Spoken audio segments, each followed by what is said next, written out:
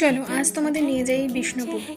সকালবেলা রবিবার সকালে বেরিয়ে পড়লাম আমরা বিষ্ণুপুরের উদ্দেশ্যে। সকালে খুব ঠান্ডা ওয়েদার ছিল এবং সেই ওয়েদারের মজা নিতে নিতে আমরা পৌঁছে গেলাম জয়পুর জঙ্গল। জয়পুর জঙ্গলটা কিন্তু ইজ ফেমাস ফর শাল, পলাশ, মহুয়া, নিম ট্রিজে বেসিক্যালি এটা রয়েছে। এবং যেন মনে হচ্ছে এত বড় বড় গাছ যে সূর্যের আলো পৌঁছাচ্ছেই না, বাট খুব ভালোই লাগবে। এখানে কিন্তু হাতি বা হরিণকেও মাঝে মাঝে দেখা যায়।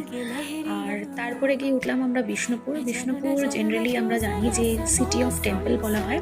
তো এখানে বিভিন্ন রকমের টেরাকোটা আর্টেরই সমস্ত জিনিস পাওয়া যায়। এছাড়া বালুচুরির শাড়ি তো রয়েছে, যেটা ফেমাস ইন বিষ্ণুপুর নাওয়াডিজ।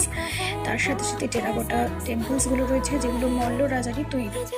এবার এই জানো তো, টেম্পলসগুলো কিন্তু লর্ড বিষ্ণুকেই ডেডিকেটেড করা।